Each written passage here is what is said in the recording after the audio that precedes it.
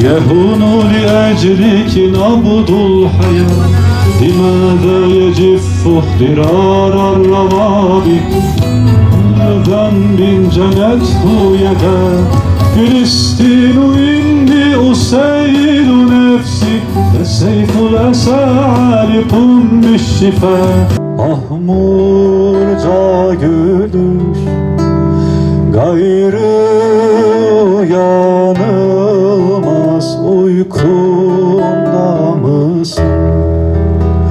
Kanın cemre gibi toprağa düşmüş.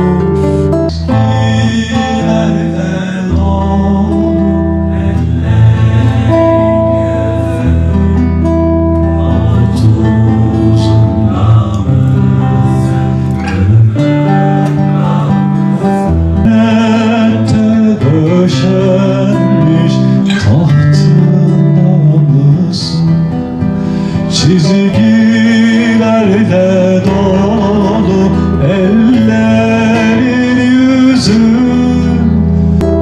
Çizgilerle dolu ellerin yüzün Otuzunda mısın, kırkında mısın?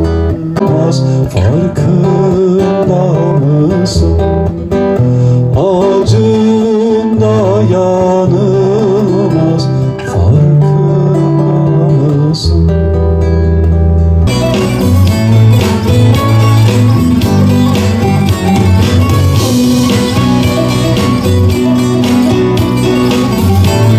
Malumunuzdur, evet. 7 Ekim'den beri Evet. İsrail'in özellikle o şımarmış ülkenin bir türlü bu soykırımı bitirmemesi üzerine bizler de burada bir eylem yapacağız.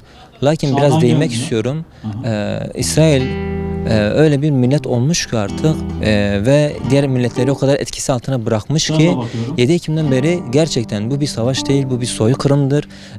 Resmen orada hayat durmuş durumda, eğitim durmuş durumda, sağlık insanların en böyle basit ihtiyacı olan sağlık hizmetleri durmuş durumda. Bizler de bir an önce bunun bitmesi için çadır eylemi yapacağız. İnşallah bugün Allah razı olsun Grup Yürüyüş Solisi'nden bize ezgileriyle eşlik edecek. Yarın da inşallah Cuma namazdan sonra bir yürüyüşümüz olacak. 2 gün böyle bir çadır eylemi yapıyoruz. Umulur ki sesimiz biraz daha gür çıksın. Umulur ki artık devletler, ülkeler buna bir tepki versin bir an önce ve bir an önce bitsin bu zulüm. Amacımız odur. İnşallah temelimizi Allah'tan bir an önce bu zulmü bitirmesidir. İnşallah bizler de safımızı belli edip duruşumuzu sergiliyoruz. Öğrenci arkadaşlarımızı da bekliyoruz etkinliğimize. Ya, oluyor mu? Belli. Güzel hareket